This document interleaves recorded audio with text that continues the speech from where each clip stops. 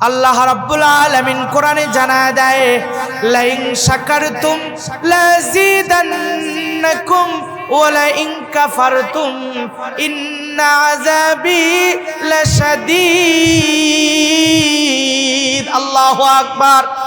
রব্বুল আলামিন জানায় দেয়, আমার নিয়ামত পাওয়ার পরে আমার বান্দার যারা আমার প্রশংসা করবে, শুকরিয়া আদায় করবে, আমি রব্বুল আলামিন তাদের নিয়ামতগুলা বাড়ায় দিতে থাকবো। বলেন সুবহানাল্লাহ। এজন্য সদা সর্বদা আমরা আল্লাহর শুকরিয়া আদায় করব।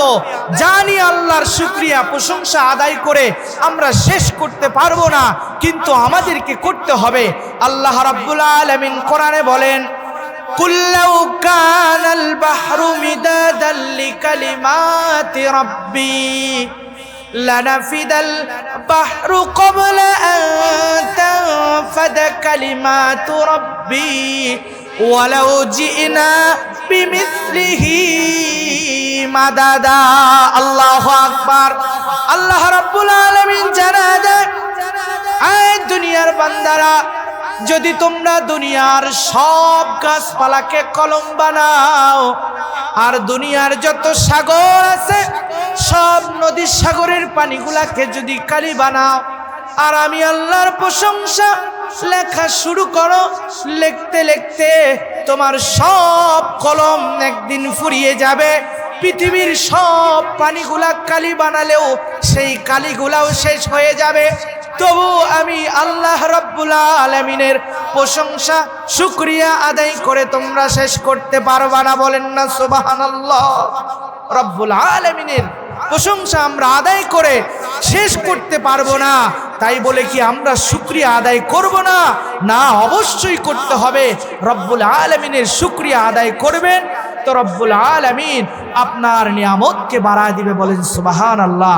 আমরা তো আজকাল রব্বুল আলামিনের দেয়া রিজিক, রব্বুল আলামিনের দেয়া সব কিছু ভক্ষণ করতেছি, কিন্তু রব্বুল আলামিনের প্রশংসা, রব্বুল আলামিনের শুকরিয়া আমরা আদায় করতে চাই না। কিন্তু আপনি যদি একটু পিছনের দিকে লক্ষ্য করেন তাহলে বুঝতে পারবেন তারা আল্লাহর নাম শোনার পরে তারা আল্লাহর শুকরিয়া আদায় করাকে কতটা গুরুত্ব দিয়েছেন, কতটা ভালোবাসায় না আল্লাহ তাআলাকে বাসিয়েছেন। যেমন তার মধ্য থেকে হযরতে ইব্রাহিম আলাইহিস সালামের একটা ঘটনা যদি আপনাদের সামনে উল্লেখ করি, যে তারা আল্লাহকে কতটা ভালোবাসতেন, আল্লাহর নামকে কতটা মহব্বত করতেন।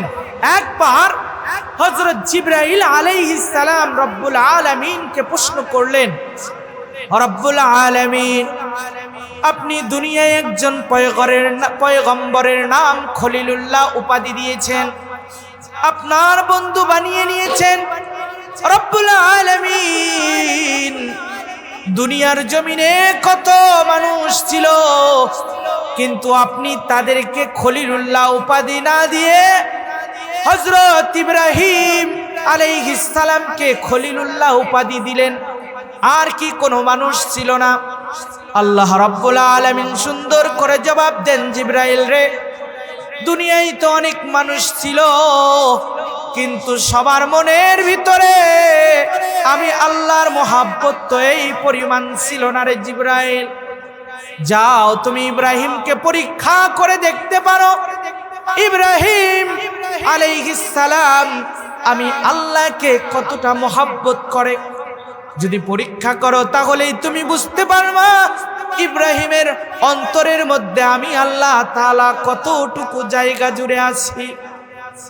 হযরত জিবরাইল আলাইহিস সালাম দুনিয়াতে মানুষের রূপ ধরে দুনিয়াতে চলে আসলেন। আসার পরে একটা গাছের নিচে হযরত জিবরাইল আলাইহিস সালাম দাঁড়ালেন। দেখতে লাগলেন হযরত ইব্রাহিম আলাইহিস সালাম অনেকগুলা দুম্বার পাল নিয়ে জমির মধ্যে দুম্বা চড়াইতেছিলেন। এমন সময় হঠাৎ করে জিবরাইল আলাইহিস সালাম মানুষের বেশ ধরে গাছের নিচ থেকে বলে উঠলেন, সুবহানাল্লাহ। এমন আওয়াজটা হযরত ইব্রাহিম আলাইহিস সালামের কান পর্যন্ত চলে গেল। ইব্রাহিম আলাইহিস সালাম কানটা খাড়া করলেন। কে রে এই মরুভূমির মধ্যে আমার মাওলা পাকের প্রশংসা করলো? ইব্রাহিম আলাইহিস সালাম একবার বামে তাকায়, ডানে তাকায়, হঠাৎ করে পিছনের দিকে তাকায় দেখে একজন মানুষ গাছের নিচে দাঁড়ানো অবস্থায় সুবহানাল্লাহ বলছে। ইব্রাহিম আলাইহিস সালাম খুব দ্রুত এই লোকটার কাছে চলে আসলেন। আসার পরে ডাক দিয়া বলেন, ওহে আল্লাহর গোলাম, আমার মাওলা পাকের প্রশংসা কি তুমি আদায় করলা? এই লোকটা বলতেছে, হ্যাঁ আমি সুবহানাল্লাহ বলছি। ইব্রাহিম আলাইহিস সালাম বললেন, তুমি আমার মাওলা পাকের নাম শোনার পরে যে সুবহানাল্লাহ আমরা প্রশংসা করি, সেই প্রশংসার বাক্য তুমি পাঠ করেছো। দাঁড়াও দাঁড়াও, আমার দুম্বার পাল থেকে একটা দুম্বা তোমারে আমি হাদিয়া দিয়ে দিলাম। সুবহানাল্লাহ। এই লোকটা ইব্রাহিম আলাইহিস সালামের কাছ থেকে একটা দুম্বা পাওয়ার পরে লোকটা খুশিতে বলে উঠল, আলহামদুলিল্লাহ। ইব্রাহিম আলাইহিস সালাম ডাক দিয়া বলেন, তুমি আবার আমার মাওলা পাকের প্রশংসা করলা, যাও তোমাকে আর একটা দুম্বা দিয়ে দিলাম। লোকটা আর একটা পাওয়ার পরে আবার বলল, আলহামদুলিল্লাহ। ইব্রাহিম আলাইহিস সালাম বললেন, তুমি আবার আমার মাওলা পাকের নাম ধরার পরে যে আমরা শুকরিয়া আদায় করে বলি আলহামদুলিল্লাহ, তুমি আবার শুকরিয়া আদায় করছো, প্রশংসা আদায় করছো, যাও তোমাকে আর একটা দুম্বা দিলাম। আলহামদুলিল্লাহ। এরকম করে সে আলহামদুলিল্লাহ পরে ইব্রাহিম আলাইহিস সালাম একটা করে দুম্বা দিয়ে দেয়। সে আলহামদুলিল্লাহ পরে আবার একটা করে দুম্বা দিয়ে দেয়। সে আলহামদুলিল্লাহ পড়তে পড়তে ইব্রাহিম আলাইহিস সালাম এক পর্যায়ে সবগুলা দুম্বা তারে দিয়ে দিলেন। বলেন না সুবহানাল্লাহ। আমার আল্লাহ রে কতটা মহব্বত করে, কতটা ভালোবাসে। এবার লোকটা ডাক দিয়া বলে, ইব্রাহিম তুমি তো আল্লাহর প্রশংসা আদায় করার কারণে তোমার সব দুম্বাগুলো আমারে দিয়ে শেষ করলা। ও ইব্রাহিম, আবার যদি আমি আল্লাহর প্রশংসা করি গো, তুমি এখন কি দিবা? তোমার কাছে তো আর কোনো দুম্বা নাই। ইব্রাহিম আলাইহিস সালাম ডাক দিয়া কয়, ওহে আল্লাহর গোলাম, তুমি যদি আবার আমার মালিকের প্রশংসা আদায় করো গো, তোমার যে দুম্বাগুলা আমি তোমাকে দিয়ে দিয়েছি, আমার কাছে দেওয়ার মতো তো আর কিছু নাই, কিন্তু আমি ইব্রাহিম তো আছি। জোরে জোরে বলা যাবে কি মারহাবা? ইব্রাহিম আলাইহিস সালাম ডাক দিয়া বলেন, ওহে আল্লাহর গোলাম, তুমি যদি আবার আমার মালিকের প্রশংসা আদায় করো, তোমার এতগুলা দুম্বা চড়ানোর জন্য তো একজন রাখাল প্রয়োজন হবে। ওহে আল্লাহর গোলাম, তুমি যদি আবার আমার মালিকের প্রশংসা আদায় করো গো, আমি ইব্রাহিম তোমার গোলাম হয়ে তোমার দুম্বা চড়ানোর জন্য রাখাল হয়ে যাব। জোরে জোরে বলেন না সুবহানাল্লাহ। চিন্তা করছেন ইব্রাহিম আলাইহিস সালামের অন্তরের মধ্যে আল্লাহর কতটা মহব্বত, কতটা ভালোবাসা। এবার জিবরাইল আলাইহিস সালাম ইব্রাহিমকে ডাক দিয়া বলেন, ও ইব্রাহিম আলাইহিস সালাম, আমার এতগুলা দুম্বা লাগবে না, কারণ আমি দুনিয়ার কোনো মানুষ না, আমি হলাম আল্লাহ তাআলার ফেরেশতা হযরত জিবরাইল আলাইহিস সালাম। সুবহানাল্লাহ।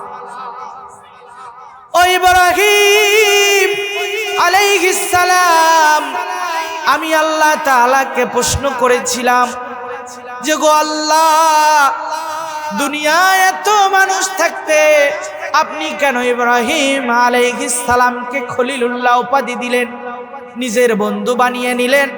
আল্লাহ রাব্বুল আলামিন আমাকে পরীক্ষা করার জন্য তুমি ইব্রাহিম আলাইহিস সালামের কাছে পাঠিয়ে দিয়েছিল।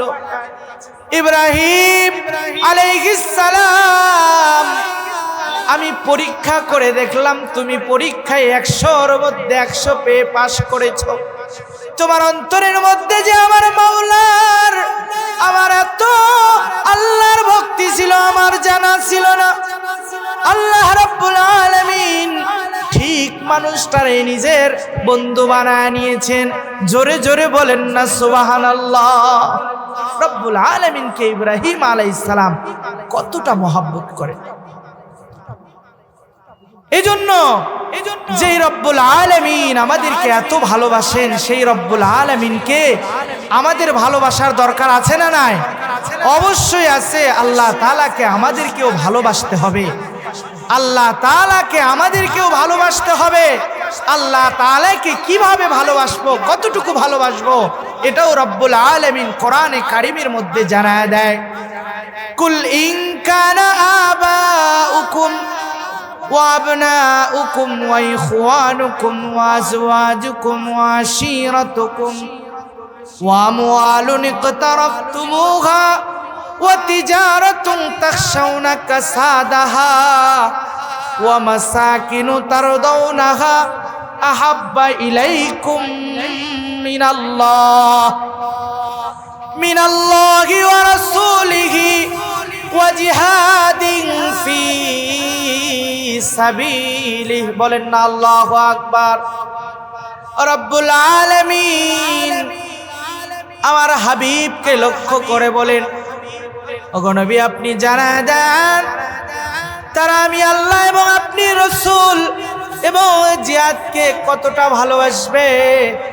রব্বুল আলামিন জানায় দেয় আবাআকুম, নিজের বাবা মার চাইতে বেশি, ও আবনাউকুম, নিজের সন্তানাদের চাইতে বেশি, ও ইখওয়ানুকুম, ভাই বোনের চাইতে বেশি, ও আজওয়াজুকুম, স্বামী স্ত্রীর চাইতে বেশি, ও আশিরতুকুম, নিকট যত আত্মীয় স্বজন আছে তাদের চাইতেও বেশি, ও আমওয়ালুন ইকতারাবতুমুহা, নিজের সম্পদাদি যা আছে তাদের চাইতেও বেশি, ও আমওয়ালুন ইকতারাবতুমুহা ওয়া তিজারাতুন তাখশাউনা কাসাদাহা, এবং যেই সম্পদ গচ্ছিত আছে, হতে পারে সেটা ব্যাংকের জমানো টাকা, হইতে পারে নিজের জমি জমা, যত ধরনের গচ্ছিত সম্পদ আছে তার চাইতেও বেশি, ও মাসাকিনু তারদাউনাহা, এবং শখের যে বাড়ি ঘরটা আছে তার চাইতেও বেশি, আহাব্বা ইলাইকুম মিনাল্লাহ, এক নম্বরে আমি আল্লাহর মোহাব্বত থাকতে হবে। জোরে জোরে বলবেন কি সুবহানাল্লাহ। 2 নম্বরে আমার রাসূলের মোহাব্বত থাকতে হবে। 3 নম্বর জিহাদের মোহাব্বত থাকতে হবে। এই 3টা মোহাব্বত যদি কারো অন্তরের মধ্যে চলে আসে তাহলে সে পরিপূর্ণ ইমানদার হয়ে যাবে। এজন্য 1 নম্বরে ভালোবাসতে হবে আল্লাহকে। আজকাল মানুষ আল্লাহর নাম সারা দিন মানেও স্মরণ করে না, কিন্তু রব্বুল আলামিন বান্দা স্মরণ করুক আর না করুক, আল্লাহ তার ভালোবাসার থেকে কিঞ্চিত পরিমাণ কম কোনো বান্দাকে ভালোবাসে না। রব্বুল আলামিন কতটা বান্দাকে মহব্বত করে।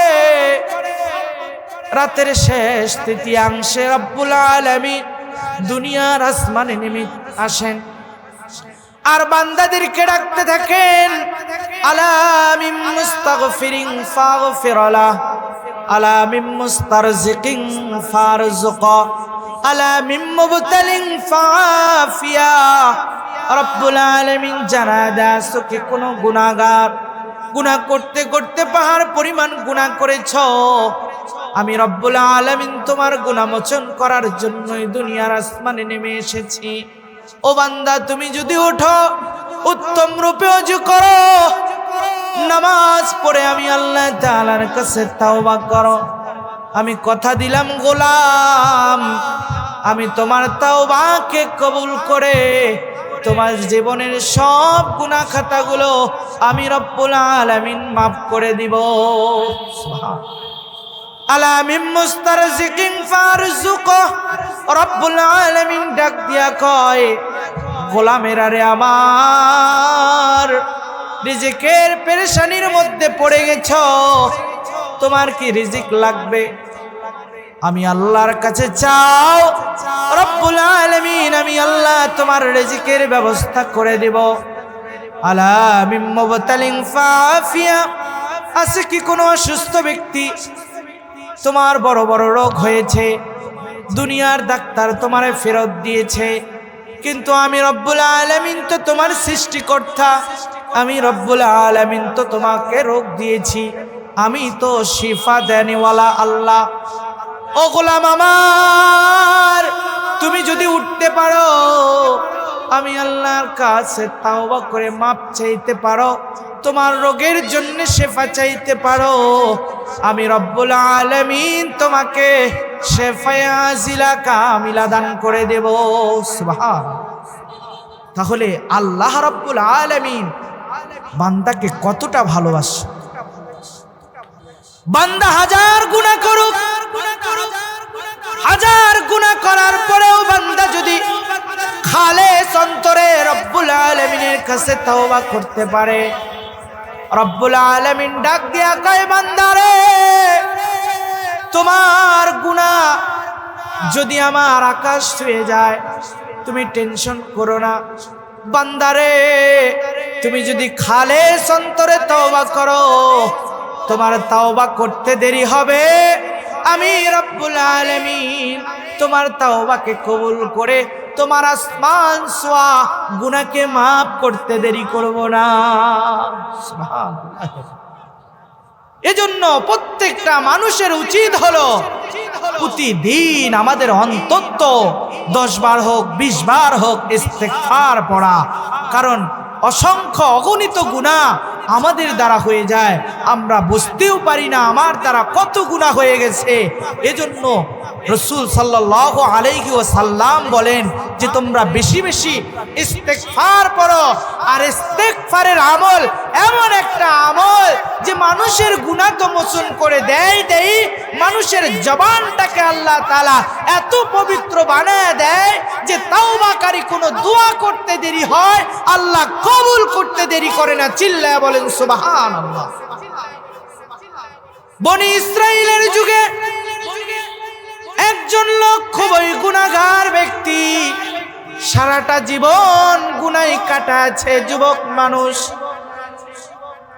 গুনাহে জীবন কাটাইতে কাটাইতে হঠাৎ করে সে জিনা করে ফেলছে।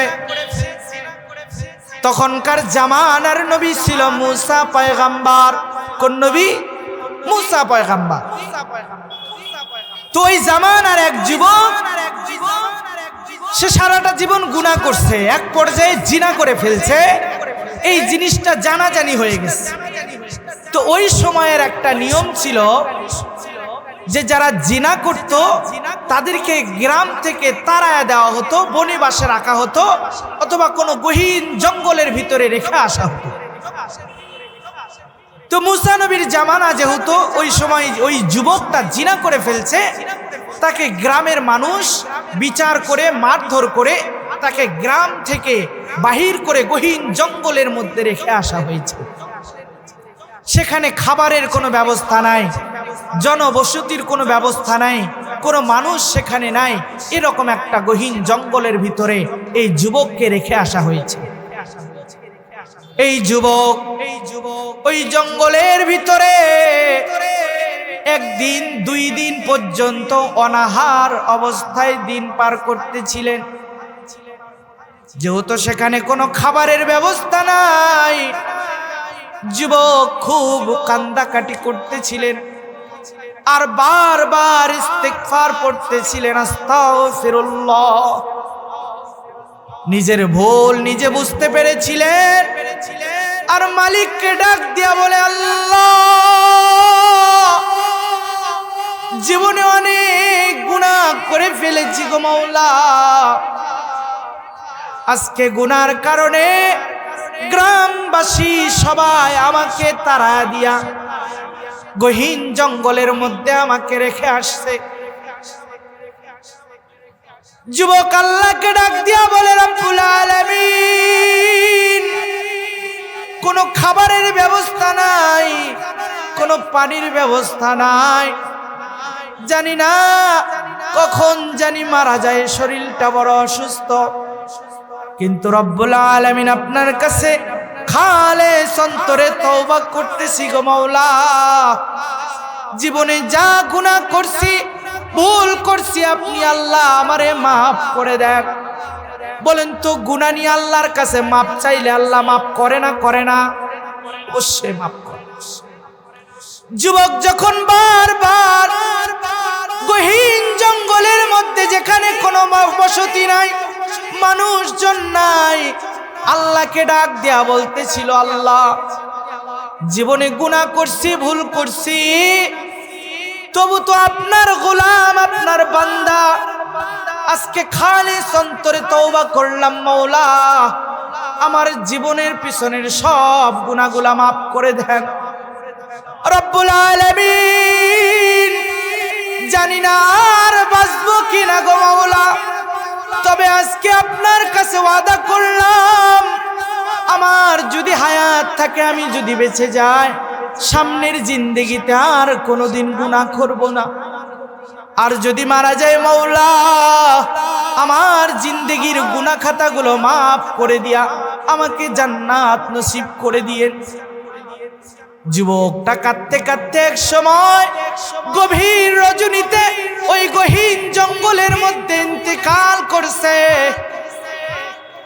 রাত্রে সবাই ঘুম, মুসা নবীও ঘুমের মধ্যে বিভোর। রব্বুল আলামিন জিবরাইলকে পাঠা দিয়া মুসা নবীকে ডাক দিয়া বলেন, ও মুসা, তাড়াতাড়ি ঘুম থেকে ওঠো। মুসা আলাইহিস সালাম ঘুম থেকে উঠছে। জিবরাইল ডাক দিয়া বলে, ও মুসা পয়গম্বর, আপনি কি জানেন ওই গহীন জঙ্গলের মধ্যে আল্লাহর একজন ওলি মারা গেছে? বলেন না সুবহানাল্লাহ। মুসা নবী ডাক দিয়া বলে, কোন এমন আল্লাহর ওলি গহীন জঙ্গলের মধ্যে মারা গেল? জিবরাইল আলাইহিস সালাম ডাক দিয়া বলে, মুসা, আল্লাহ তাআলা বলছেন আল্লাহর একজন ওলি মারা গেছে, আপনাকে যাওয়া লাগবে, তার জানাজার নামাজ পড়াতে হবে, তার কাফন দাফনের কাজ সারতে হবে। মুসা আলাইহিস সালাম ডাক দিয়া বলে, এত গভীর রজনী, আমার সকল উম্মত ঘুমাইতেছে, এখন যদি আমার উম্মতদেরকে ডাক দে, আমার উম্মতেরা রাগান্বিত হয়ে যাবে, তারা উঠতে চাবে না। জিবরাইল আলাইহিস সালাম ডাক দিয়া বলেন, মুসা পয়গম্বর, আপনি উঠতে হবে, আপনার উম্মতদেরকেও ডাকতে হবে, তাড়াতাড়ি করে আল্লাহর ওলির দাফন কাফনের কাজ সারতে হবে। মুসা আলাইহিস সালাম ডাক দিয়া বলেন, না না না, আমার উম্মতদেরকে ডাক দেয়া যাবে না, এখন যদি তাদেরকে ডাক দেয় তারা রাগান্বিত হয়ে যাবে। যদি কোনো উপহার থাকে বা কোনো ফয়সালা আল্লাহর পক্ষ থেকে হয়ে যায়, তাহলে আমি আমার উম্মতদেরকে ডাকতে পারবো, নচেত ডাকতে পারবো না। জিবরাইল আলাইহিস সালাম ডাক দিয়া কয়, ও পয়গম্বর মুসা, আপনি ঘোষণা করে দেন, আল্লাহর এই ওলির জানাজার নামাজে যারা যারা শরীক হয়ে যাবে, আল্লাহ তাআলা তাদের জীবনের পিছনের সব গুনাহ খাতাগুলো মাফ করে দিবে। সুবহানাল্লাহ। মুসা আলাইহিস সালামের সুসংবাদ শুনে খুব দ্রুত তাদের উম্মতদেরকে ডাক দিলেন, এই তাড়াতাড়ি উঠো, তাড়াতাড়ি উঠো, আল্লাহর একজন ওলি মারা গেছে, তার জানাজায় যদি তোমরা শরীক হতে পারো, তাহলে আল্লাহ তোমাদের পিছনের গুনাহ খাতা মাফ করে দিবে। সুবহানাল্লাহ। মুসা আলাইহিস সালামের উম্মত যারা ছিল সকলেই উঠে ওই গহীন জঙ্গলের দিকে দৌড়, কারণ আল্লাহ তাআলা সুসংবাদ দিয়েছেন পিছনের গুনাহ খাতা মাফ। মুসা নবী সহ তার সকল উম্মত সহ ওই গহীন জঙ্গলের ভিতরে গিয়ে দেখে ওই সেই যুবক, যেই যুবককে কিছুদিন আগে জিনা করার কারণে গ্রাম থেকে তাড়ায়া যেই যুবককে বের করে দেওয়া হয়েছিল, সেই যুবক ওই গহীন জঙ্গলের মধ্যে মারা গেছে। মুসা আলাইহিস সালামকে দেখে তার উম্মতেরা বলে, মুসা নবী কাজটা ঠিক করলেন না, যারে কিছুদিন আগে গ্রাম থেকে গুনাহ করার কারণে মারধর করে গ্রাম থেকে তাড়া দিয়েছি, সেই যুবক মারা গেছে, সে আবার আল্লাহর ওলি হয় কেমনে? মুসা আলাইহিস সালাম বলতেছেন, হ্যাঁ আমিও তো তাই দেখতেছি, সে আবার আল্লাহর ওলি হয় কেমনে? কারণ তাকে তো গুনাহ করার কারণেই গ্রাম থেকে তাড়ায় দেওয়া হয়েছে, সে আবার আল্লাহর ওলি হয় কেমনে? সবাই আশ্চর্য হয়ে গেছে। মুসা আলাইহিস সালামকে বলতেছে, আপনি আল্লাহর সঙ্গে কথা বলেন, কেমনে সে ওলি হয়? এবার মুসা পয়গম্বর নবী জিবরাইলকে ডাক দিয়া বলেন, ও জিবরাইল, কিছুদিন আগে এই যুবককে গ্রাম থেকে জিনা করার দায়ে মারধর করে গ্রাম থেকে তাড়িয়ে দেওয়া হয়েছে, সেই যুবকই তো এখানে মারা গেছে, এই যুবক আবার কিভাবে আল্লাহর ওলি হয়? এবার জিবরাইল আলাইহিস সালাম খুব সুন্দর করে জানা দেয়, ও পয়গম্বর মুসা, তাহলে শোনেন, আপনারা যেই দিন এই যুবককে গ্রাম থেকে তাড়ায়া গহীন জঙ্গলের মধ্যে পাঠিয়ে দিয়েছেন, সেই দিন থেকে এই যুবকটা আল্লাহ তাআলার কাছে এত এত এত তাওবা করেছে। আল্লাহ তাআলা তার তাওবায় এত এত পরিমাণ খুশি হয়ে গেছে যে রব্বুল আলামিন পিছনের সব গুনাহ খাতা মাফ করে দিয়া রব্বুল আলামিন তাকে ওলি বানাইয়া নিয়েছেন। জোরে জোরে বলা যাবে কি সুবহানাল্লাহ? সেই 3 দিন যাবত এত এত তাওবা করেছে, আল্লাহ তার তাওবাটাকে এমন ভাবে কবুল করছে, তার জীবনের পিছনের সব গুনাহ মাফ করে দিয়া আল্লাহ তার এই গুনাহগুলোকে সওয়াব দ্বারা পরিপূর্ণ করায়া আল্লাহ তার নিজের ওলি বানায়া নিয়েছেন। জোরে বলেন না সুবহানাল্লাহ। তাহলে রব্বুল আলামিন বান্দাদেরকে কতটা ভালোবাসেন। আল্লাহ নামাজে যায় কিনা, আসরের ওয়াক্ত পার হয়ে যায়, ফেরেশতারা মালিককে ডাক দিয়া কয়, আল্লাহ তোমার বান্দা তো আসরের নামাজেও হাজির হলো না, ওগো আল্লাহ তার আমলনামায় কি গুনাহ লিখবো? আল্লাহ রাব্বুল আলামিন মায়ার সুরে ডাক দিয়া কয়, ফেরেশতারে, আমার বান্দা ফজর পড়ে নাই, কিচ্ছু বলি নাই, আমার বান্দা জোহর পড়ে নাই, আমি রব্বুল আলামিন কিছু বলি নাই, আমার বান্দা আসরও পড়লো না, আর একটু ধৈর্য ধর রে ফেরেশতারা, দেখ তো আমার বান্দাটা মাগরিবের নামাজ পড়ে কিনা। আল্লাহু আকবার। আল্লাহ রাব্বুল আলামিন এমন বলতে থাকে। যখন মাগরিবের ওয়াক্তটাও পার হয়ে যায়, ফেরেশতারা ডাক দিয়া কয়, আল্লাহ তোমার বান্দা তো মাগরিবের নামাজটাও পড়লো না, তার আমলনামায় কি গুনাহ লিখবো? আল্লাহ বলে, না, আর একটা নামাজ আছে, দেখো তো এশার নামাজটা আমার বান্দা পড়ে কিনা। যখন কোন বান্দা ফজর পড়ে নাই, জোহর পড়ে নাই, আসর পড়ে নাই, মাগরিব পড়ে নাই, এশার সময় সব কাজকে ফেলে রব্বুল আলামিনের কদমে একটা সিজদায় লুটে পড়ে, আল্লাহ রব্বুল আলামিন ফেরেশতাদেরকে ডাক দিয়া বলে, এই ফেরেশতারা, দেখছো আমার বান্দা ফজর পড়ে নাই, জোহর পড়ে নাই, আসর পড়ে নাই, মাগরিব পড়ে নাই, কিন্তু আমার বান্দা এশার সময় নামাজ পড়েছে। দেখছো আমার বান্দা কতটা ভালো, আমার বান্দার আমলনামায় সওয়াব লিখতে থাকো। আর যখন কোনো বান্দা এশাও পড়ে না, তখন রব্বুল আলামিন এই ফেরেশতাদেরকে গুনাহ লেখার পারমিশন দিয়ে দেয়। তাহলে আল্লাহ কতটা ভালোবাসে, কতটা ভালোবাসে। সাধারণত দেখেন যে কোনো মানুষ যদি ভালো কাজের নিয়ত করে, কি কাজের নিয়ত? ভালো কাজের নিয়ত করে, আল্লাহ রাব্বুল আলামিন তখন বলেন, যে ইন্নামা, আমার বান্দারা যখন ভালো কাজের নিয়ত করবে, আমার এই বান্দা ভালো কাজ করার নিয়ত করা থেকে নিয়ে যতক্ষণ পর্যন্ত না করছে ততক্ষণ পর্যন্ত বান্দার আমল নামায় সওয়াব লিখতেই থাকো, লিখতেই থাকো, লিখতেই থাকো। সুবহানাল্লাহ। নিয়ত করছে একটা ভালো কাজ করবে, কিন্তু এখনো করতে পারে নাই, সমর্থ আসলে করবে এমন নিয়ত তার আছে। আল্লাহ বলে যখন থেকে আমার গোলাম নিয়ত করে ফেলছে ভালো কাজ করবে, সেই দিন থেকেই তোমরা সওয়াব লেখা শুরু করো।